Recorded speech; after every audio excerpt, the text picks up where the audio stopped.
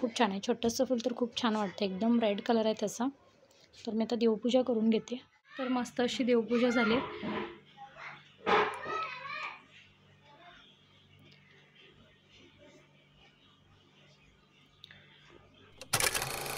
तर हे आहे ग्रेशूचे जेवण. भाकरी आहे, कारल्याची भाजी आणि मोड आलेली मूग. तर ती खाते आवडीनं. तर असं कारल्याची भाजी पण खाते आणि मोड आलेली मूग तर खूप आवडीनं खाते. तर आज मंगळवार आहे आणि आता 2:30 वाजलेत. घरातली सगळी कामं तर झाली, म्हणजे सकाळी लवकरच उठली होती मी, त्यामुळे आज पावसाचं वातावरण आहे. आभाळ आलं आहे. 2:30 वाजल्यासारखं अजिबात वाटत नाही. सकाळपासून अजिबात ऊन नाही आहे. काल पाऊस पडला, संध्याकाळी पण पडला, सकाळी पण पडला, पण खूप कमी प्रमाणात पडला. आता आमची जेवणं वगैरे झालेत. मी आवरून घेतलं सगळं, भांडी वगैरे सगळी घासून घेतली. तर आता आम्हाला सिटीमध्ये जायचं आहे, पण 1 तासभर आम्ही रेस्ट घेणार आणि मग जाणार. ग्रेशूला आम्ही घेऊन जाणार नाही, कारण पावसाचं वातावरण असल्यामुळे कधीही पाऊस येऊ शकतो. त्यामुळे ग्रेशूला घरीच ठेवून जाणार आहोत आम्ही खाली तिच्या आजीकडे.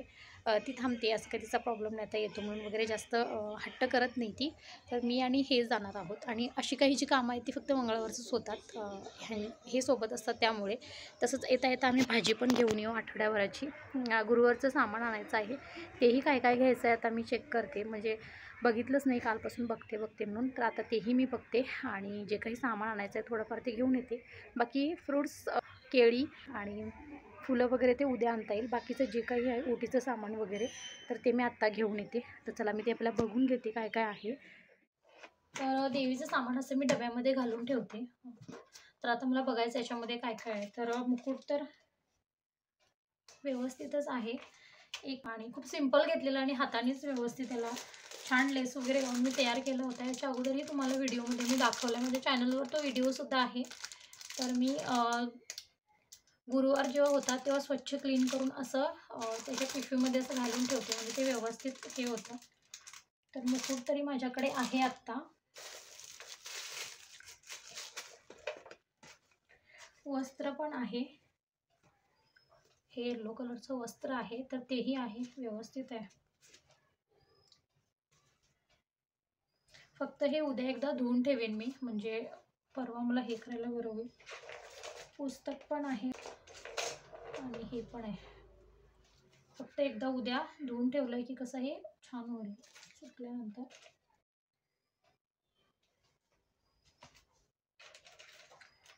तर दागिने जास्त काही घालत नाही मी. जेवढे घरात पहिल्यापासून जे मी देवीसाठी घेतलेत तेच घालते. तर स्पेशली मी देवीसाठी घेतलेत. कोणी कोणी आपलं मंगळसूत्र घालतं, पण मी नाही, वेगळं घेतलेलं आहे. तर हा एक आहे हार छोटासा, आणि कानातले झुमके जे मला खूप आवडलेले, इतके भारी दिसतात ते छोटे छोटेसे. तर झुमके पण आहेत तसे, ते मी गेल्या वर्षीच घेतलेले. आणि हे आहे मंगळसूत्र, तर हे पण खूप छान आहे. असं सिंपल सोबर खूप आवडतं मंगळसूत्र. ते पण आहे व्यवस्थित. उलट दाखवलं आहे की नाही, बरोबर आहे. आणि नथ पण आहे देवीची, दिसते की नाही.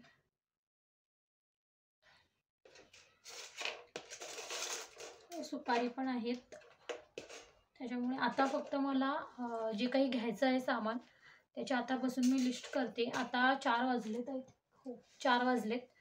घरातली सगळी कामं आवरली. संध्याकाळचा स्वयंपाक मी येऊनच करणार आहे. आज जास्त काही बनवायचं नाही आहे, त्यामुळे स्वयंपाक मी येऊनच करणार आहे. आज डाळ खिचडी खायची इच्छा आहे सगळ्यांना, तर ते तेवढंच बनवणार आहे मी.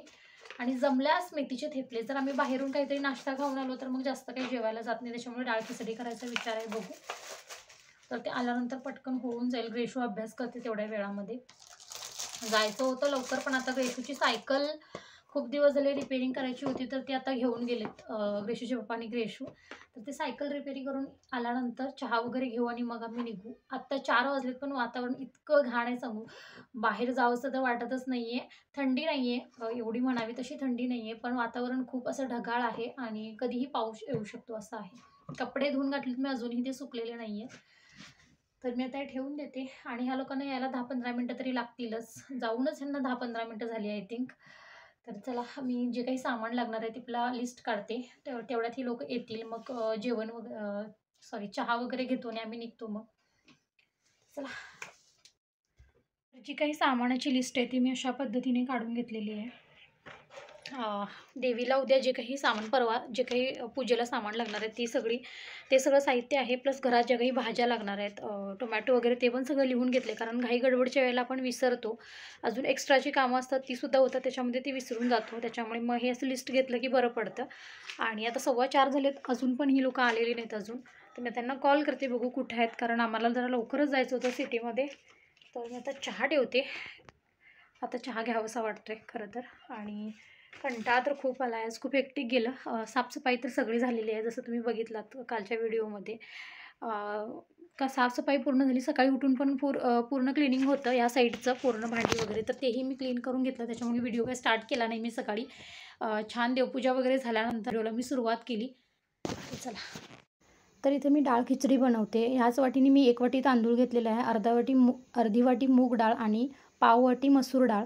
मसूर डाळीचं प्रमाण थोडं कमी घेतलेलं आहे, अर्ध्याला अर्धं घेतलं तरी चालतं, पण प्रमाण थोडंसं वाढेल आमच्या तिघांसाठी म्हणून मग मी कमी घेतलं. ते स्वच्छ धुवून घेतलं. त्याच्यानंतर जेवढं डाळ आणि तांदूळ होते त्याच्या दुप्पट त्याच्यामध्ये पाणी घातलं. म्हणजे 2 वाटी दोन्ही मिळून झालं तर 4 वाट्या पाणी घातलं. त्याच्यामध्ये टोमॅटो कट करून घातला आणि मग हळद, तेल आणि मीठ घालून कुकरच्या 4 शिट्ट्या घेतल्या. तर आता 5:15 झालेत. ग्रेशू जस्ट आता थोडा वेळ झोपली. तिला झोप कंट्रोल होत नाही. मी मगाचपासून तिला झोप म्हटलं, पण ती झोपतच नव्हती. तर आत्ता जाऊन कुठे झोपली ती. आम्हाला निघायला अजून एक 15-20 मिनटं आहेत. हे बाहेर गेले, त्यांचं एक काय काम आहे म्हणून. तर ते आल्यानंतर आम्ही निघणार आहोत. तर म्हटलं 15-20 मिनटामध्ये ग्रेशूची बऱ्यापैकी झोप होईल, तेवढं तर तेवढं. ती आमच्यासोबत नाही म्हणाली यायला. ती तिच्या आजीसोबत जाणार आहे. काहीतरी सद्गुरू श्री वामनराव पै यांचा कार्यक्रम तर असतोच, पण घरी घरी जाऊन प्रार्थना करतात. तर ते काहीतरी आज कार्यक्रम आहे वाटतं, तिकडे जातो बोलते ती. तर ठीक आहे म्हटलं तिला. आणि आम्हाला जायचं होतं 4-4:30च्या दरम्यान, पण कामं अशी बॅक टू बॅक निघाली. प्लस ग्रेशूची सायकल खूप दिवसापासून रिपेअरी करायची होती, तेही झालं. म्हटलं राहू दे, ठीक आहे, आपणच थोडंसं लेट जाऊया. आणि मी संध्याकाळच्या स्वयंपाकाला खिचडी बनवणार आहे, डाळ खिचडी. तर त्याची मी तयारी केली, म्हणजे कुकर लावून घेतला. आल्यानंतर फक्त फोडणी द्यायचं आहे त्याला. त्याच्यामध्ये बटाटे, भाज्या वगैरे घालतात कट करून, पण आज आमच्या घरी सिंपल खायची होती सगळ्यांना, त्यामुळे मग मी त्याच्यामध्ये भाज्या वगैरे काही ॲड केल्या नाही. तसंही फ्रीजमध्ये काही भाज्या नाहीत, फक्त बटाटे होते घरामध्ये. तर मी म्हटलं बटाटे ॲड करते, पण हे बोलले की नको, प्लेनच कर, छान वाटते प्लेन खायला. तर आता प्लेनच करणार आहे मी. तर कुकर झालेला आहे. आल्यानंतर फक्त ते फोडणी देणार, म्हणजे पटकन गरमागरम खायला बरं होईल. ग्रेशूचा अभ्याससुद्धा मी आता घेतलेला आहे. ती अभ्यास करूनच झोपली, कारण आल्यानंतर खूप वेळ होतो आणि तीसुद्धा कंटाळलेली असते, म्हणून म्हटलं तिचा अभ्यास घ्यावा. तसे माझी कामं आवरलेली, माझ्याकडे टाईम होता आणि हे बाहेर गेले तोपर्यंत असं बसणंच होणार होतं. तर म्हटलं तेवढ्या वेळात ते आवरून घ्यावं. तर तिनं स्टडी केली आणि त्याच्यानंतर आता ती झोपले. तर 15-20 मिनटं म्हणजे अर्धा तास होणारच त्यांना यायला. तर तेवढ्यात पिलूची छान झोप होईल, ती पण फ्रेश होईल उठून. तर असं चाललं आहे. आणि गुरुवारचं जे काही सामान घ्यायचं ती लिस्ट तर केलेली आहे. प्लस ग्रेशूचे सॉक्स पण घ्यायचे आहेत स्कूलमध्ये घालायला, कारण पहिलाची तिची जे सॉक्स होते ते थोडेसे लूज व्हायले तिला. आणि तिच्या गळ्यामधलं जे लॉकेट घातलेलं आम्ही काळ्या धाग्यामध्ये गुंतवून सोन्याचं, तो धागा पूर्ण असा खराब झाला, व्हाईटिश पडला, तर तेही चेंज करायचं आहे. तर तेही आता तिच्या गळ्यातलं मी घेतलं, आता येते वेळी ते करून आणायचं आहे. तर ते कधीही सुटून पडू शकतं, तर कळणार पण नाही. तो धागा पूर्ण खराब झाला आहे, म्हटलं गुंतवून घ्यावं परत ते. तसं तिच्या स्कूलमध्ये काहीच अलाव नाही आहे, पण आम्ही म्हणजे काहीही गेलं तरी रिस्क तुमची, असं प्रत्येक स्कूलमध्ये असतातच रूल्स, तसं तिच्याही स्कूलमध्ये आहेत, पण आम्ही घातले ती सगळा मोकळा नको म्हणून. आणि 4-5 दिवसापूर्वी ती स्कूलमधनं पडून आलेली, तर ते पैंजणचं पूर्ण त्याचं हुक असतं ते पूर्ण असं ओपन झालं आहे, तर ते होत नाही आहे व्यवस्थित. तर तेही आता आम्ही सोनाराकडे जाऊन ते व्यवस्थित करून घेऊन येणार आहे. तर कालच्या व्लॉगमध्ये मी काल की परवा टाकलेल्या व्लॉगमध्ये माझे पैंजण बघितलं असेल तुम्ही, मी पायामध्ये घालत होती. तर झाला सीन असा की माझे पहिलाचे जे पैंजण होते ते थोडेसे मला मोठे होत होते. मग मी जे सोनार आहेत त्यांच्याकडे दिले कट करून द्या म्हटलं त्यांना. तर ठीक, त्यांनी बोलले की ठीक आहे, उद्या या घ्यायला बोलले. मिस्टरांचे मित्रच आहेत ते, आणि मी काही घ्यायचं असेल तर तिथूनच घेतो आम्ही.